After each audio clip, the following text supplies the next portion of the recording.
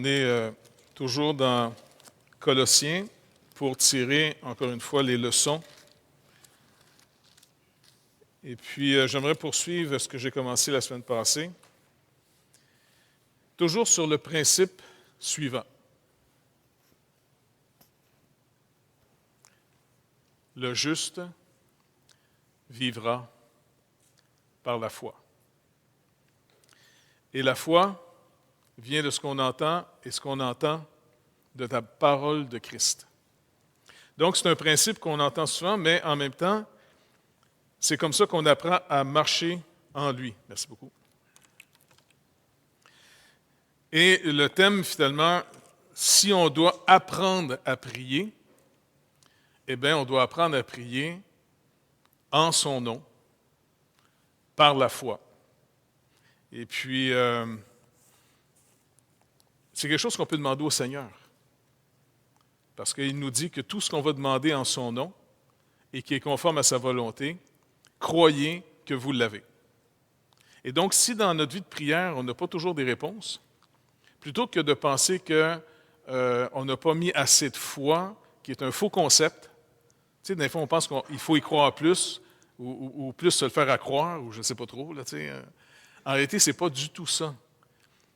J'aimerais juste qu'on puisse se rappeler que selon les Écritures, marcher par la foi, c'est beaucoup plus reposant que ça. Le vrai travail du croyant, c'est de discerner qu'est-ce que le Seigneur a dit, quelle est sa volonté, et si on lui demande, en son nom, nous allons le recevoir. Donc, c'est quelque chose qui s'apprend. Les disciples eux-mêmes ont vu qu'ils ne savaient pas comment prier en voyant Jésus prier. Et c'est pour ça qu'ils lui ont dit « Apprends-nous à prier ». Maintenant, pour en arriver à prier, il faut d'abord apprendre, c'est plus difficile, apprendre à s'aimer. Non, il y a certaines faces qui sont plus faciles à aimer que d'autres, là, mais...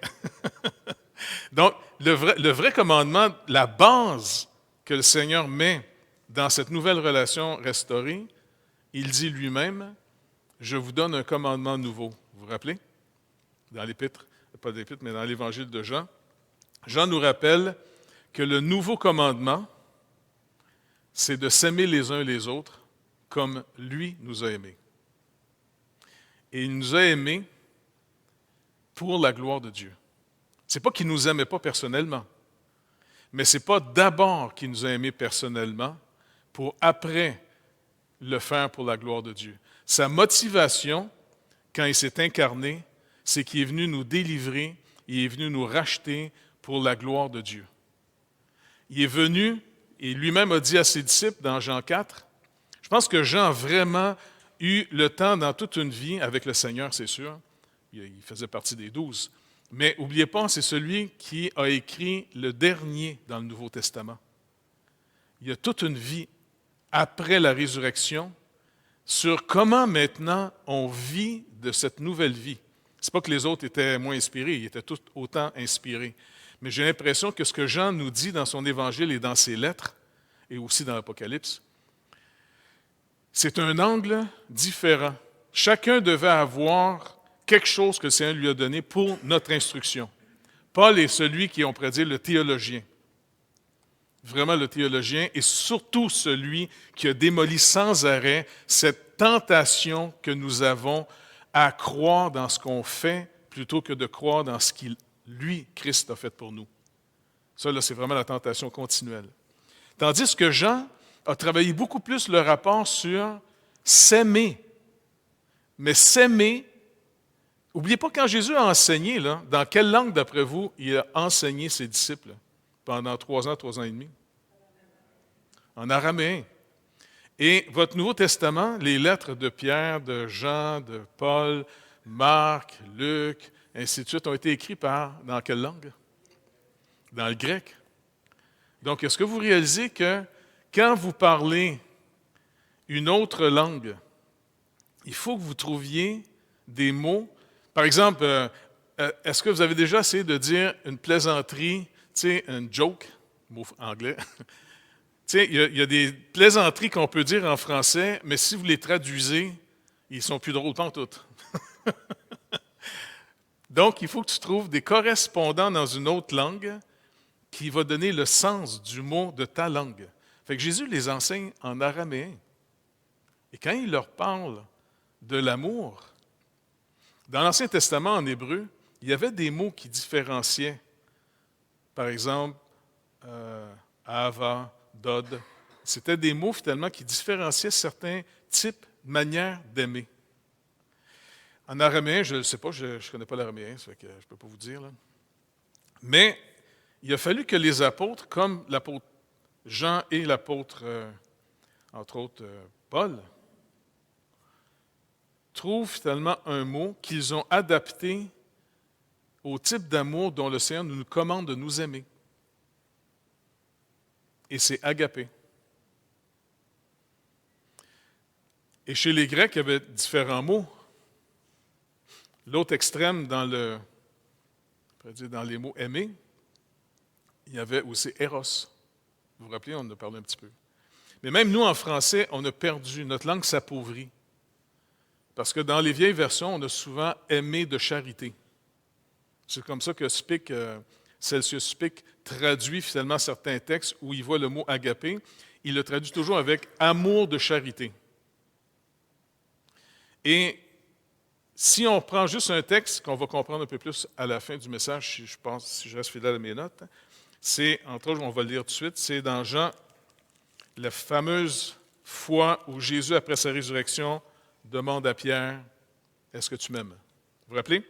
Donc, dans Jean 21, à partir du verset 15, on va d'abord le lire, puis après ça, on va mieux comprendre, parce que j'ai trouvé vraiment dans le synonyme du Nouveau Testament par Trench, une explication intéressante par rapport à tout ça.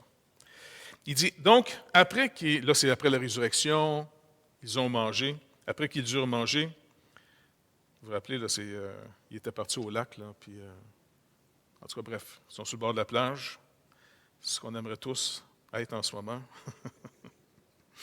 Donc, après qu'ils eurent mangé, Jésus dit à Simon-Pierre, « Simon, fils de Jonas, m'aimes-tu plus que ne m'aiment ceux-ci? » Il lui répondit, « Oui, Seigneur, tu sais que je t'aime. » Jésus lui dit, « Paie mes brebis. » Et il lui dit une seconde fois, « Simon, fils de Jonas, m'aimes-tu? » Pierre lui répondit, « Oui, Seigneur, tu sais que je t'aime. » Jésus lui dit, « Paie mes brebis. » Et il lui dit la troisième fois, « Simon, fils de Jonas, m'aimes-tu? » Pierre fut attristé de ce qu'il lui avait dit pour la troisième fois, « M'aimes-tu? » Et il lui répondit, « Seigneur, tu sais toutes choses, tu sais que je t'aime. » Jésus lui dit, « Paie mes brebis. »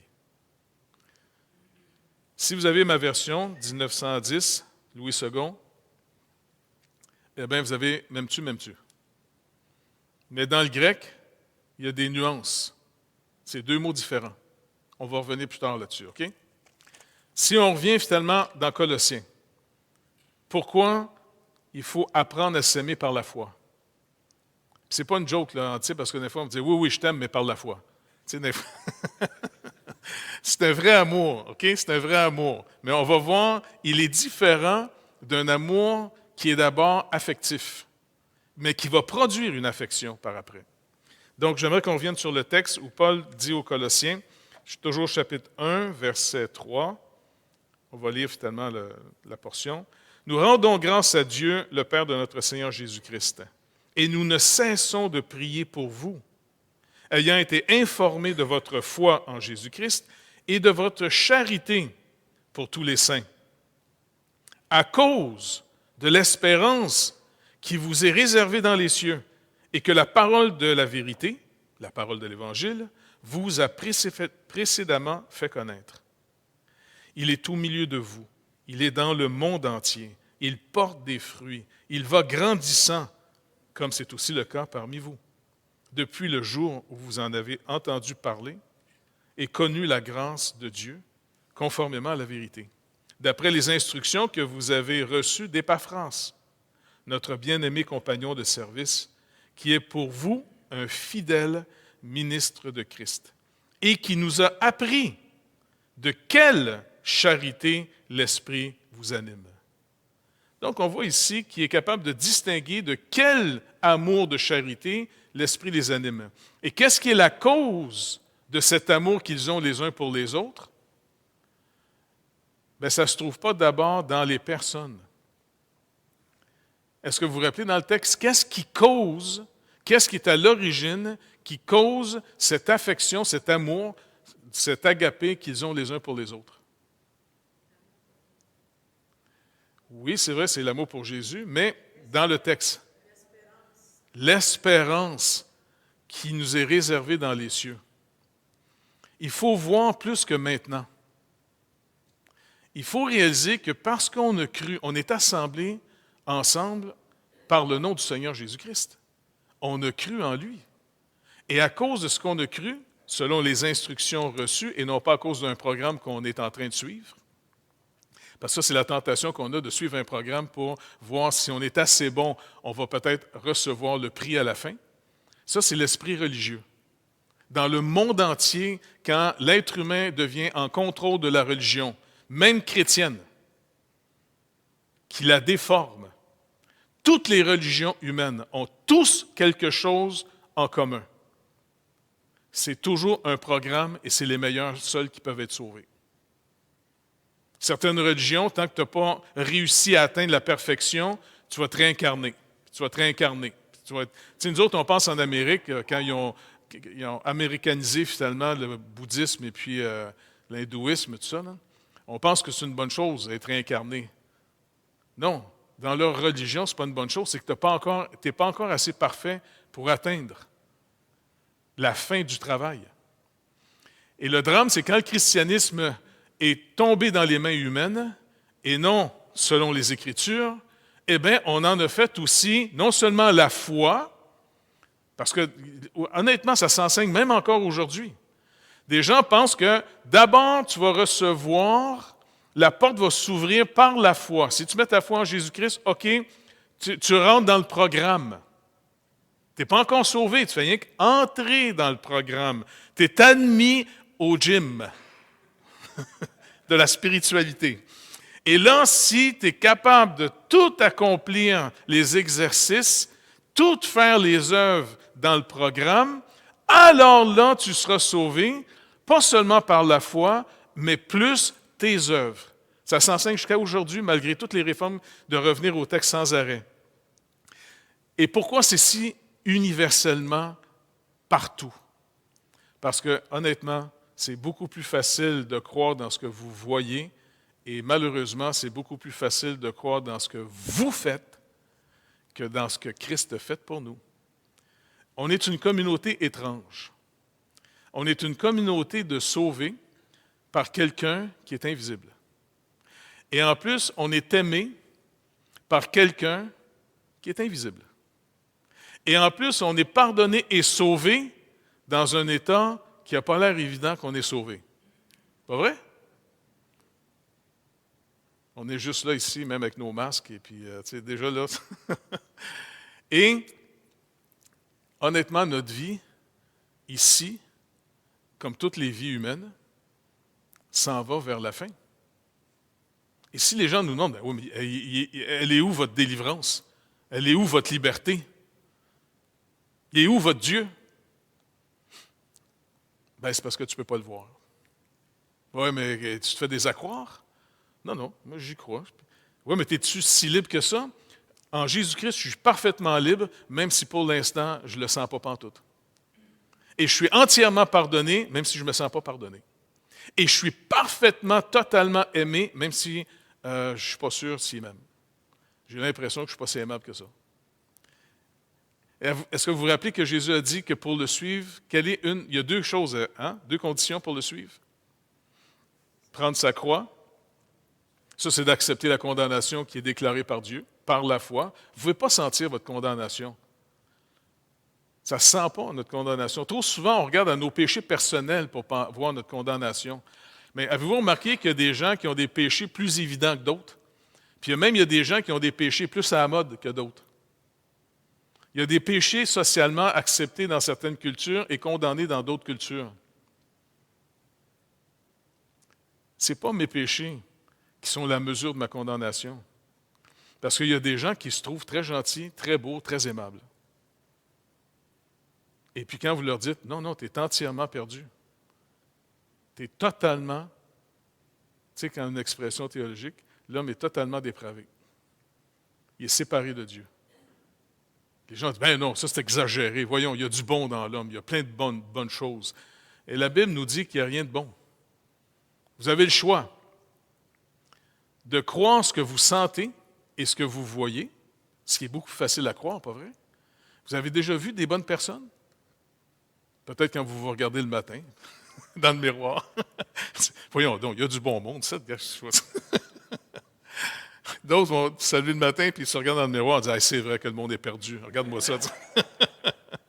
Bref, vous avez le choix de continuer à croire ce que vous voyez et sentez, ou, deuxième condition pour vraiment recevoir les instructions du Seigneur pour marcher avec lui, vous devez vous renier. Et encore une fois, une manière simple d'expliquer c'est quoi se renier, c'est pas de s'auto-détruire. C'est l'histoire que je vous ai racontée à Noël, là, quand je restais à Colonia, dans le village, où on m'a annoncé l'Évangile. Il y avait une fête, et puis il y avait un jeu, puis tu te mettais debout sur une planche, puis il y en avait deux qui la tenaient, tu te mettais les mains sur ses épaules, et puis ils te montaient jusqu'au plafond. OK? C'est les deux costauds de la place. Entre autres, je me rappelle, c'était Michel Greneche. C'était un... Il faisait... Fait que là, tu es en haut parce que le jeu est simple. Tu as les yeux bandés, et puis tu es sûr que tu es quasiment rendu au plafond. Parce que quand ils te lèvent, en réalité, ils ne se sont pas levés. Ils se sont tous baissés, puis tous les gens en avant qui parlaient, ils ont tous baissé, et ça faisait l'effet que tu étais vraiment haut. Vraiment. Et puis là, qu'est-ce qu'ils me disent? OK, on te demande de faire un pas en avant. Là, tout en moi dit que je suis au plafond. Tout. Mais j'ai fait un acte de foi. La foi, ce n'est pas compliqué. C'est d'agir sur la parole d'un autre. Et je me suis dit, c'est impossible que ces gens-là me fassent du tort.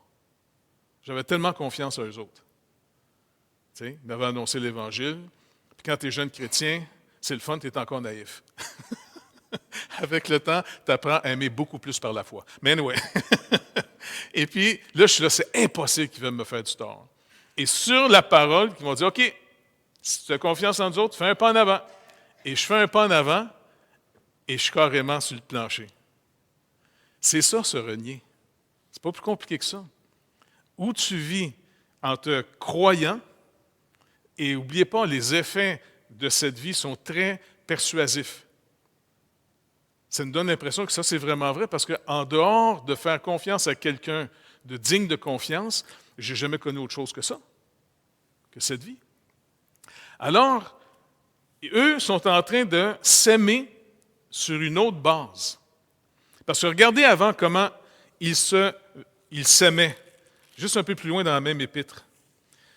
Quand Paul décrit au chapitre 3, verset 5, il leur dit « Faites mourir », c'est une manière de renier, « Faites mourir les membres qui sont sur la terre, l'impudicité, manque de pudeur, OK? L'impureté, des actions finalement qui sont dignes d'être sales, impures. Les passions, c'est quelque chose qui prend contrôle de ta raison, qui va au-delà de la raison. Les mauvais désirs, la cupidité, c'est une addiction, il t'en faut toujours plus. Ça peut être dans l'argent, ça peut être dans la sexualité, ça peut être dans le pouvoir, ça peut être dans n'importe quoi. C'est que des gens, il n'y en aura jamais assez. Tu sais, il y a des gens qui sont rendus des milliardaires puis ils en veulent encore plus. Tu te dis, coudonc, pourquoi tu en veux encore plus? Là, c'est plus une question de payer tes comptes et de prendre à nourrir, tu sais. Parce qu'il y avait dans un roman de, comment il s'appelait, là, celui qui a écrit Le château de ma mère, tout ça, là, Pagnol. Et puis, en tout cas, dans un de ses films, ça avait été mis en film, le petit gars de la ville, il dit au petit gars de la campagne, en tout cas, moi, quand je vais être grand, je vais être riche. Puis le petit gars de la campagne, il ne comprend pas le trip de devenir si riche que ça, tu sais. Pourquoi tu veux devenir riche? Non, non, parce que je vais pouvoir m'acheter toute la nourriture que je veux. Le petit gars, il dit, oui, mais même si tu es riche, je veux dire, même si tu veux manger une côtelette ou deux, tu n'as qu'un trou du cul. Je trouve ça intelligent. Tu sais. Donc, les Colossiens, avant que l'Évangile arrive chez eux, leur mode de vie, c'était souvent dans une sexualité complètement dépravée. C'était leur manière de donner l'impression qu'ils vivaient, à cause de la description qu'il vient de faire ici. Regardez, il leur dit ici, les désirs, l'idolâtrie, c'est une idolâtrie. En d'autres mots, c'est un mode de vie qui nie Dieu, le vrai Dieu, et tu vas trouver une forme de vitalité dans le péché. Ici, c'est dans la sexualité déréglée. Il dit, c'est à cause de ces choses que la colère de Dieu vient sur les fils de la rébellion, parmi lesquels vous marchiez autrefois. Parmi lesquels vous marchiez autrefois, lorsque vous viviez dans ces péchés. Mais maintenant, renoncez à toutes ces choses, la colère, l'animosité, la méchanceté, la calomnie, les paroles déshonnêtes qui pourraient sortir de votre bouche. Ne mentez pas les uns aux autres, vous étant dépouillés du vieil homme et de ses œuvres, et ayant revêtu l'homme nouveau qui se renouvelle dans la connaissance selon l'image de celui qui l'a créé. Puis là, il leur montre après ça, il n'y a plus ni juif, ni grec, ni circoncis, ni incirconcis, ni barbare, ni chite, ni esclave, ni libre. Dans l'Épître aux Éphésiens, il va dire ni homme, ni femme. Il y a une égalité parfaite dans notre Église. Le problème, c'est qu'on ne la voit pas si vous êtes encore en train de vous voir selon soit vos âges, soit vos statuts sociaux, peu importe. Maintenant, comment on s'aime par la foi? Parce qu'il y a deux sources qu'il peut y avoir. Une qu'on doit apprendre à détruire et une qu'on doit apprendre à bâtir. Et vous vous rappelez, c'était la source psychique ou la source, au fond, spirituelle. OK? Donc, on se rappelle que la communauté des croyants, premier point, c'est que nous disons que le chrétien est un homme qui ne cherche plus son salut, sa liberté, sa justice en lui-même, mais en Jésus-Christ seul. Et ça, c'est facile de l'abandonner au nom d'un programme d'œuvres que tu fais. OK? Parce que nos œuvres ne sont pas la cause, ils sont le fruit de. Ça marche? Les œuvres qu'on fait ne sont pas la racine qui nourrit l'arbre, ils sont au fond, puisque vous êtes nourris à bonne place, ça va produire, les bonnes œuvres sont le résultat de votre marche avec le Seigneur. Ils ne sont pas la cause de votre marche avec le Seigneur. On saute vite ça ici parce qu'on l'a vu la dernière fois. Ça nous amène à un deuxième point. Jésus-Christ seul rend possible cette communauté. Ce n'est pas parce qu'on est mieux que les autres qu'on est ici. C'est parce que lui nous a rassemblés du milieu du monde. Les hommes sont en état de guerre, mais Jésus-Christ est notre paix, Éphésiens 2,14. Mais sans lui, c'est vraiment la guerre entre Dieu et les hommes et guerre des hommes entre eux. Et entre nous, c'est pour ça qu'apprendre à s'aimer maintenant spirituellement, l'origine spirituelle plutôt que psychique, ça peut éviter énormément de chicanes qui viennent de nos passions, de nos désirs. Ça, c'est vraiment un point ici très, très important dans l'Église. Donc, si on s'aime mal, on va se détruire les uns les autres. Parce qu'il y a un amour, tu sais, amour-haine, là, qui peut arriver très facilement. Mais on va voir comment il veut qu'on apprenne à s'aimer. C'est pour ça qu'on doit apprendre à se supporter les uns les autres, comme il est marqué dans Colossiens 3,13. Et si l'un a sujet de se plaindre de l'autre, ça peut arriver. Je sais que ça ne vous arrive pas souvent, là. Mais supposons que ça vous arrive une fois par 100 ans, que vous avez à vous plaindre de quelqu'un. Eh bien, Paul nous dit ici, si ça vous arrive, pardonnez-vous réciproquement. Comment? De même que Christ vous a pardonné, pardonnez-vous aussi. Et ça veut dire qu'on doit apprendre finalement à se parler pour dire, écoute, j'ai peut-être pas eu l'habilité que je pensais, puis je te demande pardon, mais prends-le pas de même. Et puis l'autre dit, OK, parce que moi je l'ai compris de telle manière. Parfait. Déjà, si on met plus de lumière entre nous, on peut finalement, s'il y a eu erreur, s'il y a eu maladresse, s'il y a eu un manque, eh bien, si on met de la lumière, d'abord, le prince des ténèbres recule. Il est très mal à l'aise dans la lumière. C'est le danger de laisser les choses dans le brouillard, dans le non-dit. Et ça, dans ce temps-là, le malin, il y a un terrain favorable pour nous donner des impressions. Tu sais, c'est vraiment une discipline de vie qu'on doit développer. Quand j'ai eu une impression, dernièrement, j'avais une impression, j'ai téléphoné à un frère, et puis j'en ai parlé. J'ai l'impression, tu veux-tu m'aider? Et puis mon frère m'a aidé. Pas vrai? Et ça a changé, le fait est le même, ce que j'ai vu est pareil, mais mon interprétation n'est plus la même. Et ça m'a délivré d'un fardeau inutile. Le malin travaille dans le brouillard. Il travaille quand on ne voit pas clair. La lumière, c'est la parole. Et donc, si on se parle, puis on dit, écoute, j'ai-tu bien compris telle affaire? Ou, il me semble que je n'ai pas une bonne impression sur telle chose. Non, non, non, c'est pas ça qui est arrivé, gars, je vais t'expliquer. Ah, OK, c'est réglé. Donc, d'apprendre à se parler, de ne pas se mentir les uns aux autres. Mentir, là, c'est pas juste dire des faussetés, c'est de laisser quelqu'un sur une fausse impression.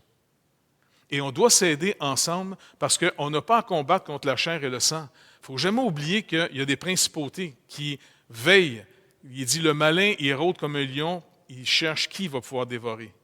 Il veut détruire nos vies. Et comment elle va se détruire? On va agir sur des mauvaises impressions et souvent, on a déclenché, encore une fois, cette éternelle guerre qu'il y a en Adam.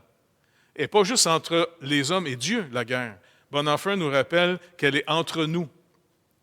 C'est pour ça que j'en avais fait une conclusion que je me disais, au fond, les meilleures amitiés, c'est une trêve entre deux ennemis. Faites attention de trop compter sur vos amitiés. Parce que la glace sur laquelle on a bâti notre petit chalet pour aller à la pêche, il faut qu'elle soit épaisse. Parce qu'il y a des saisons dans nos vies où le printemps arrive. Et étrangement, on a pu être des bons amis pendant toute une longue période de notre vie. Et pour des raisons bizarres, ça peut être de santé, ça peut être problème de pression, d'argent, de mauvaise compréhension, peu importe. La glace est mince, et puis ça craque et ça casse. Donc, apprendre à s'aimer. Maintenant, on va continuer. Je trouve que c'est dans Bonhoeffer, je trouve, qui m'explique le mieux. Moi, je l'aime bien, ce gars-là. Je sais qu'il fait peur à bien du monde, là, mais je le trouve. Parce que il cherche à comprendre et à s'éclairer par la parole dans les comportements humains après.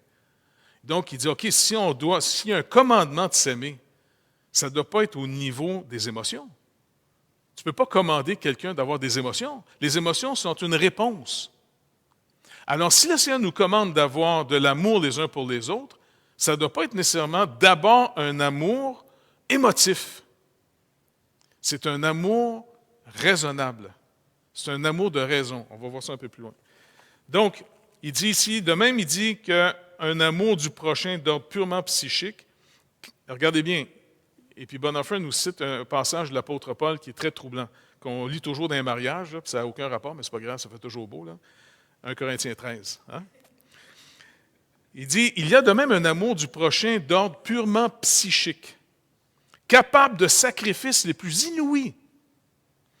Il l'emporte souvent de beaucoup par l'ardeur de son dévouement et les succès tangibles qu'il remporte sur l'authentique charité chrétienne.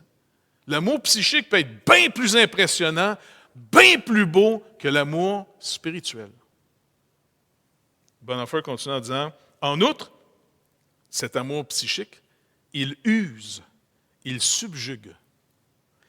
Mais c'est de cet amour que l'apôtre dit, « Et quand je distribuerai tous mes biens pour la nourriture des pauvres, et je livrerai mon corps pour être brûlé, c'est-à-dire si je joignais le comble de l'amour au comble du sacrifice, si, il dit, je n'ai pas la charité, cela ne me sert de rien. » Tu dis, attends, as-tu compris? Il dit, un gars qui va tout donner son argent pour les pauvres, puis il est prêt à mourir sur la place publique. Paul dit, mais s'il n'y a pas la charité, ça ne sert de rien. Tu dis, expliquez-moi. Je comprends qu'ils vont lire ça souvent dans les mariages, parce que vous allez avoir éventuellement besoin, quand l'amour psychique va être épuisé, de l'amour spirituel. Excusez. C'est que l'amour d'ordre psychique aime l'homme pour lui-même, tandis que l'amour d'ordre spirituel l'aime à cause du Christ.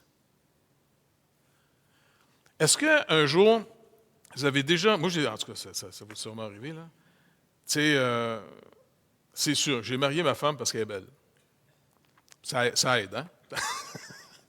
Et puis, tu sais, je la trouve fine, puis tout ça, tu sais. Puis, c'est drôle, quand on se marie, les premières années ou la première année, ou les 50 premières années, il y a des ajustements. Il y a un ajustement au début que c'est pas. Je vous expliquais qu'elle aimait certaines couleurs, moi pas d'autres, puis bref. Et puis, ça commençait à mettre une petite tension.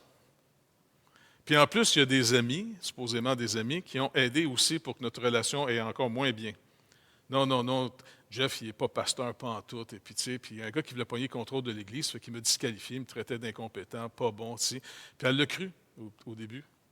Elle a été dans l'autre Église, tu sais. Et puis, tu sais, quand ta femme ne vient même pas à ton assemblée, c'est dur un petit peu, tu sais. On en rit souvent quand on souper, quand on jase ensemble de ces histoires-là, tu sais. Et puis, le pasteur où elle allait, c'était un de mes amis, c'était Joe Rosavino, tu sais. On travaillait ensemble dans le même mouvement, là. Mais moi, je ne fais plus dire, non, non, mon appel, je l'ai eu de M. O'Hare. Il y a eu une parole de connaissance sur ma vie. Tu sais, dans la chapelle, je vous avais conté une fois là, que lui, il était convaincu que j'étais sous oppression démoniaque parce que j'étais trop incrédule. Puis il a dit, écoute, on va appeler les anciens, on va prier pour toi parce que, non, c'est pas normal. Là, je suis là. Moi, je viens au Seigneur, je suis dans une église. En plus, je sors de là, je ne suis pas cédé. Moi, j'avais vu le film Exorciste à l'époque, là, tu sais. Moi, j'arrive à tout gâcher, ça n'a pas de bon sens, même ma vie chrétienne en partant. Le lendemain matin, je suis assis dans la chapelle, M. Hoare est là avec des anciens, puis ils vont commencer à prier pour moi. Puis un des anciens vient me voir, oublie pas, il faut que tu crois. Il faut que tu crois, là. Puis là, je le regarde, je ne veux pas être méchant avec toi, mais il paraît que j'ai un démon d'incrédulité. Fait que... Bref, il commence à prier pour moi. J'ai peur de commencer à vomir ou n'importe quoi, tu sais. Je veux dire, puis la tête me tourne par en arrière. Bref, tu sais. Et puis, il n'y a rien qui se passe. Merci Seigneur. Et là, je vois même M. Hoare qui laisse un peu le groupe, puis il marche dans la chapelle. Puis, il avait l'air comme avoir une jasette avec le Seigneur un peu. Puis là, après 15 minutes, il vient de moi et dit, écoute, je pense que j'ai une parole pour toi. Je pense que le Seigneur m'a donné une parole. Mais regarde, le Seigneur te met à part pour que tu deviennes finalement ce comme l'appel qu'il donne à Jérémie, puis il donne le passage de Jérémie chapitre 1. Il va mettre sa parole dans ta bouche, puis tu vas être un prédicateur. Je ne suis pas supposé d'avoir un démon d'incrédulité, moi, là. Puis il dit, non, regarde, si le Seigneur m'a vraiment parlé, on est au mois d'octobre, ça va arriver au mois de février que le Seigneur va ouvrir une porte, tu dois obéir. Je dis au mois de février, pourquoi? Parce qu'ici, vers la fin février, les amandiers sont en fleurs et ça finit, que vois-tu, Jérémie? Une branche d'amandier. Il dit, et comme de fait, tout est arrivé. Tout est arrivé comme Dieu. Fait que moi, je suis revenu ici. Bon, ben, en plus, le Seigneur m'envoie du côté non charismatique de la maison.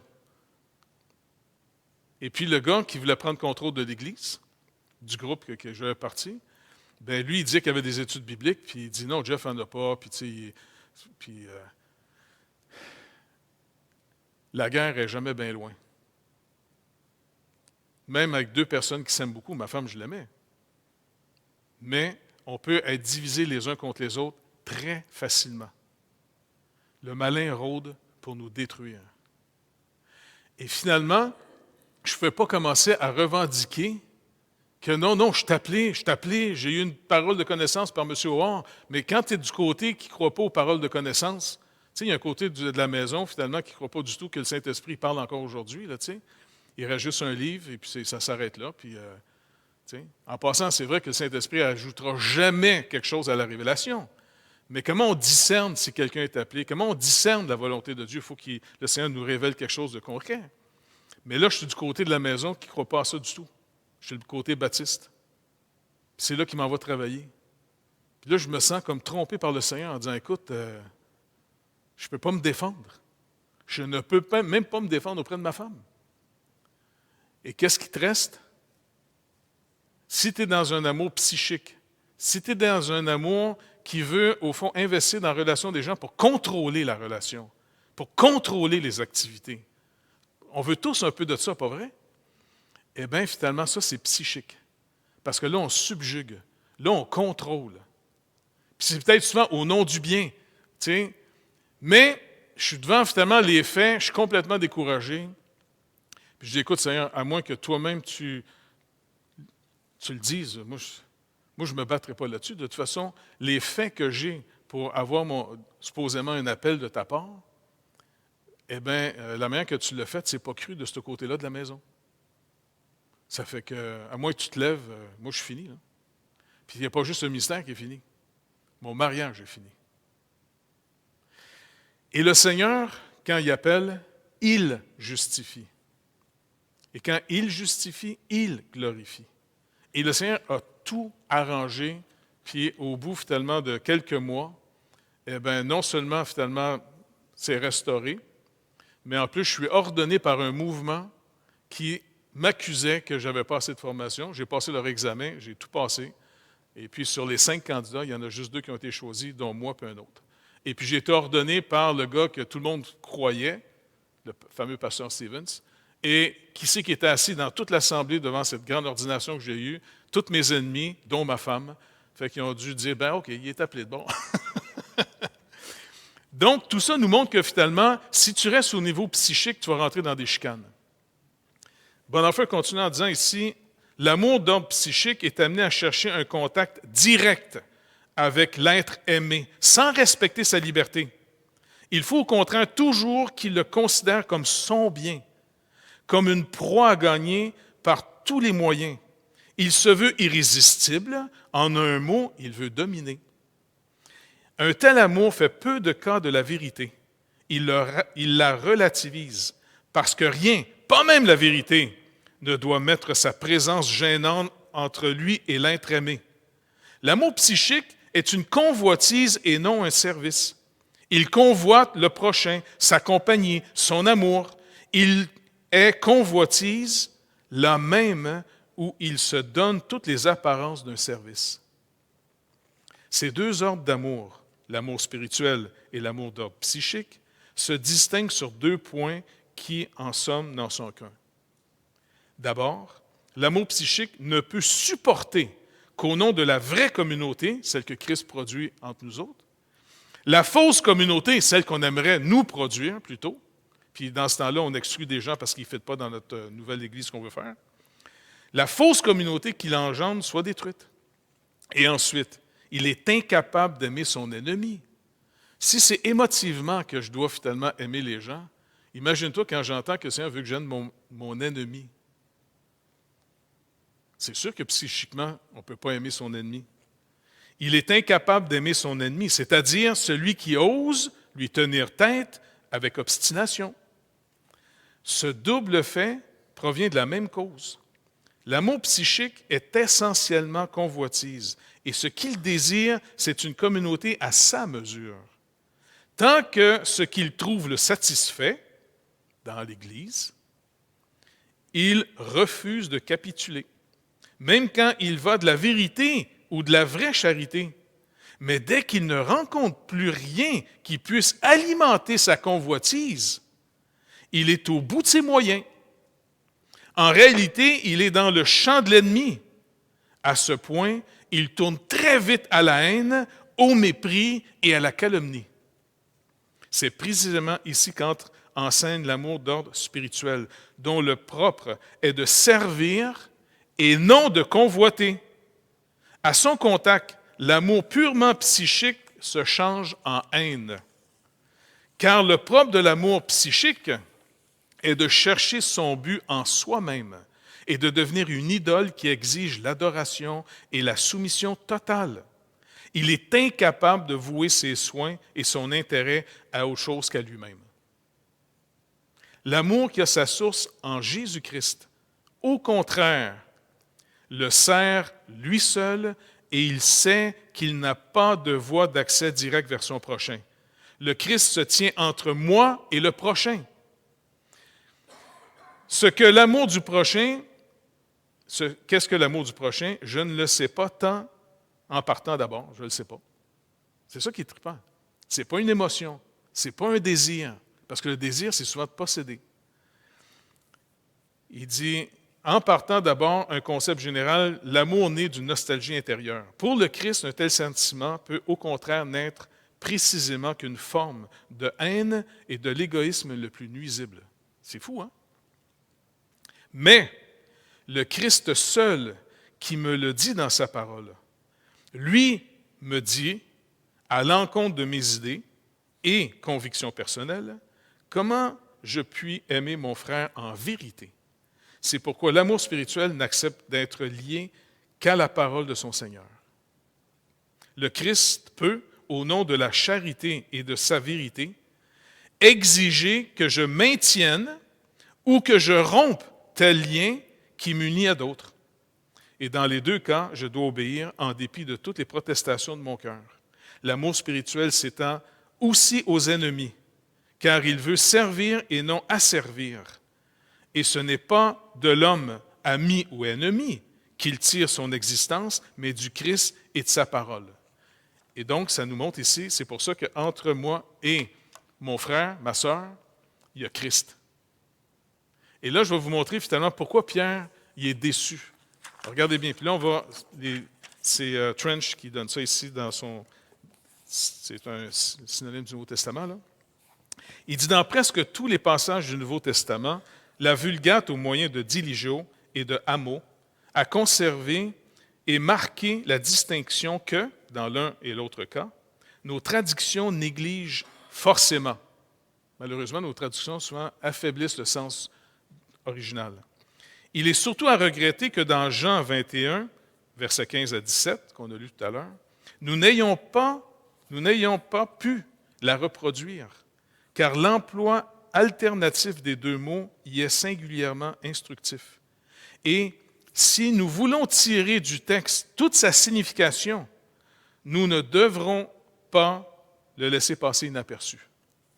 Puis il va commencer, regardez bien.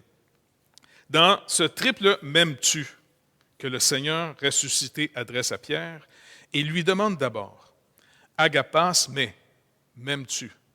Agapas mais. Mot trop froid en ce moment.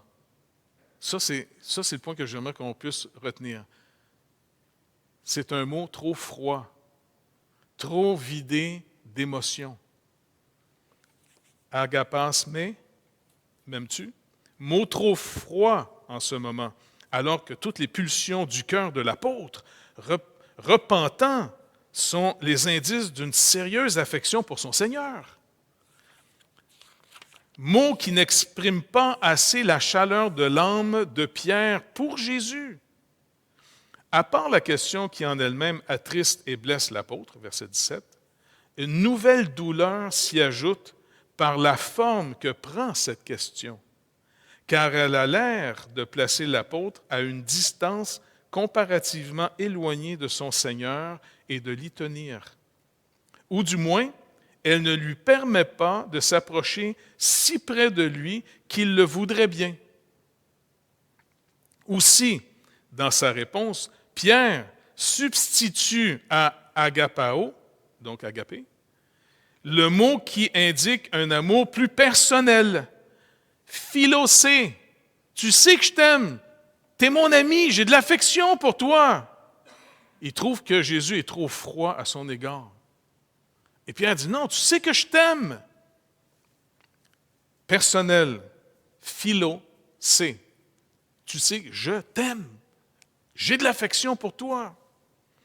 Quand Christ répète la question dans des termes exactement semblables, Pierre, dans sa réplique, remplace encore philo par l'agapas de son Seigneur, verset 16.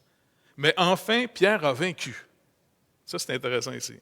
Pierre a vaincu. En effet, lorsque son maître, pour la troisième fois, lui pose la question, il la pose non plus au moyen d'agapas, mais de phileis. Jésus va dire, donc finalement, Pierre, tu es mon ami? Tu as de l'affection pour moi? Et il dit, et en se servant du mot qui seul peut exprimer tout ce qui est dans le cœur du disciple, la question pénible dans tous les cas, puisqu'elle implique un doute à l'endroit de l'amour de l'apôtre, cesse d'être rendue plus pénible encore par la forme particulière qu'elle avait revêtue. Tout ce jeu délicat du sentiment disparaît nécessairement quand on ne reproduit pas la variation des termes. Donc, c'est la première fois que je réalisais finalement que Pierre était surtout attristé de voir que Jésus le ramenait à un premier plan. Pierre, est-ce que tu m'aimes d'un amour agapé, d'une charité? Et qu'est-ce que ça veut dire? Est-ce que, Pierre, tu es prête, au-delà de tes sentiments, bons ou pas bons pour moi, d'être à mon avantage, de m'aider? Parce que l'amour de Dieu, c'est de voir notre besoin et de venir à notre secours. Et c'est important qu'on le comprenne puis qu'on prie le Seigneur en lui demandant, « Seigneur, s'il vous plaît, parle-nous de ce genre d'amour que tu as pour nous. » Parce que ce n'est pas un amour désintéressé dans le sens qu'il ne nous aime pas, mais c'est un amour qui est plutôt volontaire et qui est capable, beau temps, c'est facile d'aimer, mauvais temps, il est capable de continuer d'aimer. Parce qu'il va vivre dans la vérité et au fond, à l'avantage de l'autre, comment je peux le servir.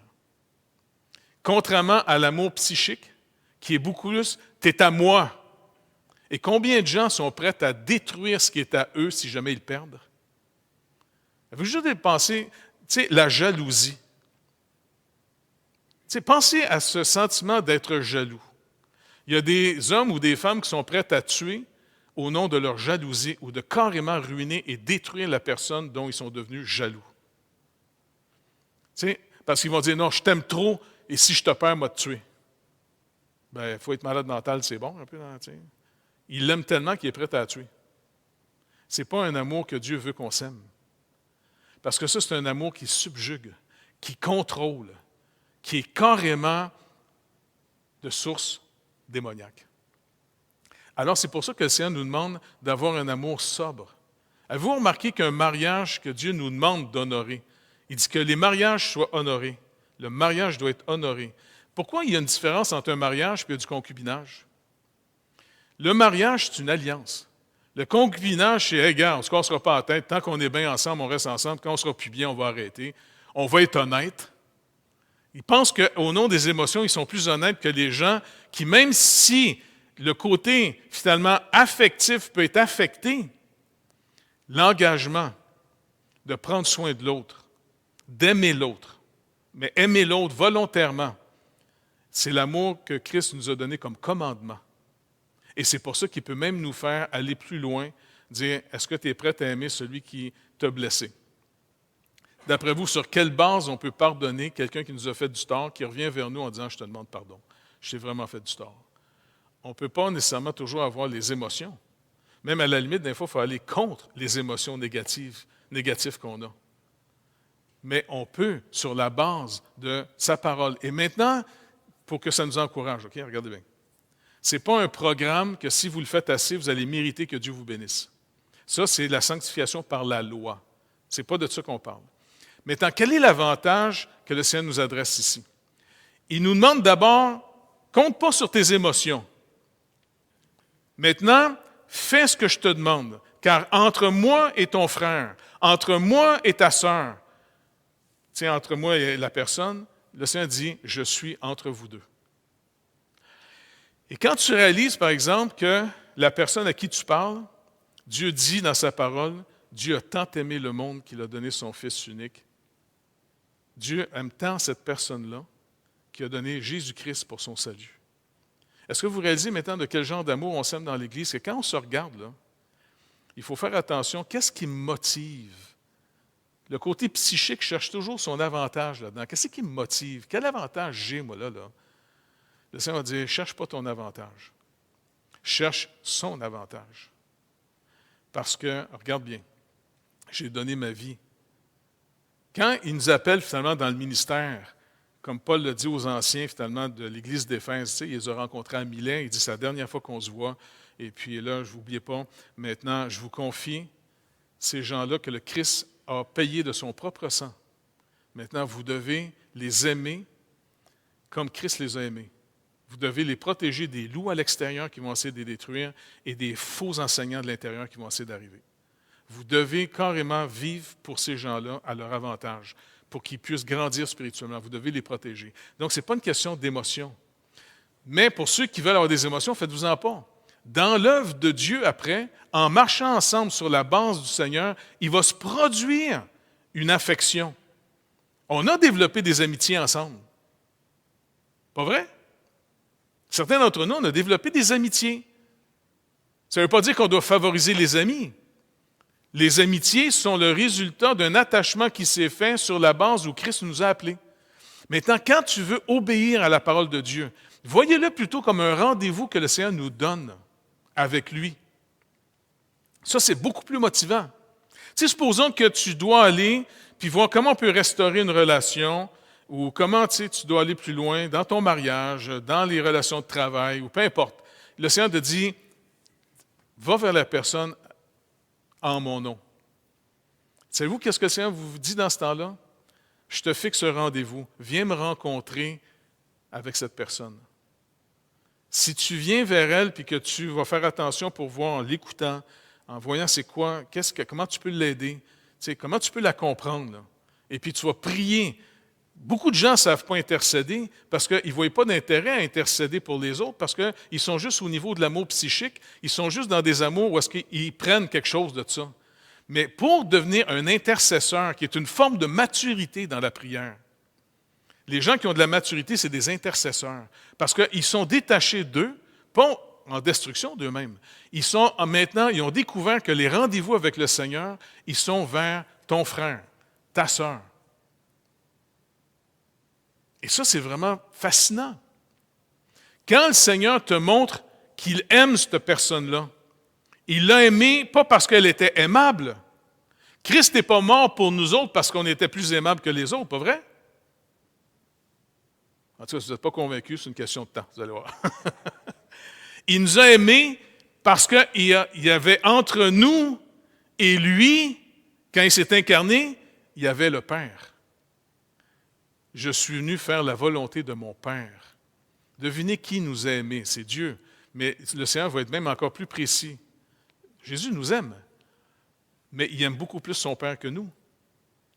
Et quand il est dit dans la parole, Dieu nous a tant aimés qu'il a donné son Fils unique afin que quiconque croit en lui ne périsse point.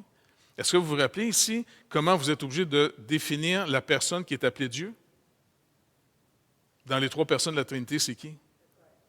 Le Père, puisqu'il donne son Fils. C'est le Père qui nous aime. Et Jésus a trouvé sa joie et la capacité d'aller jusqu'au bout, malgré toutes les trahisons qu'il y a eu. Même s'il dit à ses disciples en passant, vous n'êtes pas meilleurs que les autres, vous allez m'abandonner. Puis je suis angoissé en ce moment jusqu'à la mort, parce qu'il s'est fait homme véritable.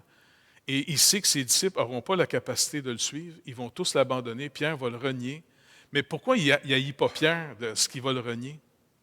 Parce qu'il ne l'aimait pas de manière psychique, il l'aimait de manière spirituelle. Mon Père m'a donné ces hommes-là pour que j'en prenne soin.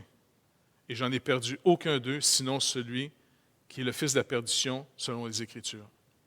Et il n'y a même pas eu une haine pour Judas. Il n'y a pas eu une haine. Il l'a laissé finalement à la volonté du Père, qui était la vérité, le séparait. Si on n'apprend pas cet amour-là, on fait des églises qui ont l'air bien tripantes de s'aimer bien fort. Mais les églises qui s'aiment bien fort, ils saillissent aussi après bien fort. Pas vrai? Quand quelqu'un s'en va, change d'église, ça fait plus de 40 ans que je suis pasteur. J'en ai vu plein qui sont venus finalement à l'église, puis j'en ai vu plein qui sont partis. Puis les gens ne réalisent pas que quand ils partent, là, ils te dompent là comme une patate. Tu sais, c'est comme si tu n'es rien, toi, dans l'affaire. En d'autres mots, tu sais juste que maintenant, psychiquement, tu n'es plus rentable pour eux autres. Alors, ils vont te domper là, puis ils vont s'en aller ailleurs, s'il y a un meilleur programme ailleurs, s'il y a quelque chose de mieux ailleurs. Ils ne sont pas dans une communauté, ce n'est pas une famille, c'est une business. Fait que pour bien du monde, il faut toujours que je me rappelle, puis c'est pour ça que depuis des années, j'apprends ça.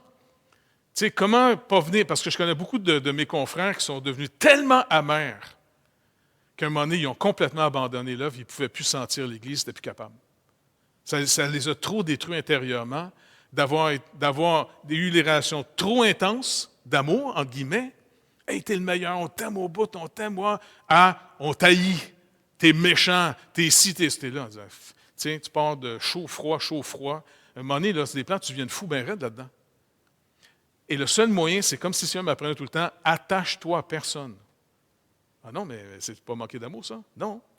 Tu vas apprendre à les aimer selon ma parole. Tu vas apprendre à les servir. Ils ne t'appartiennent pas, ils m'appartiennent. Tu vas apprendre à les aimer et quand tu vas les servir, je veux que tu me vois à côté d'eux autres. viens me servir quand tu viens les servir. Et c'est comme ça qu'on est des serviteurs de Dieu d'abord, qui sert l'Église après. Et c'est comme ça que le Seigneur lui-même te renouvelle sans arrêt. Sinon, je vous le dis, j'aurais pu claquer des dépressions, j'aurais pu haïr bien du monde, des trahisons, puis souvent par des gens intenses. Je vous le dis, là, je pourrais vous en nommer une couple, là, c'est pas à nommer, là, ça n'a pas de bon sens. Mais du monde là, qui m'aimait tellement, qui jurait des fois quasiment par moi, là, tu sais. Et à un moment donné, je suis devenu un démon pour eux autres. Je me rappelle même, une madame ici s'en rappelle, en avant de la Caisse populaire, il y a bien des années, un gars qui était, il me voit dehors, puis il avait quitté l'Assemblée, puis il maïssait, je ne sais pas pourquoi, il maïssait à mourir, tu sais. Puis il est dehors, puis là, il me rencontre, « Hey, toi, tu sais, il commence à m'engueuler, tu sais. Puis là, je suis là, tu sais. Il crie après, « Toi, t'es chanceux que je sois chrétien parce que je t'arracherai la tête! »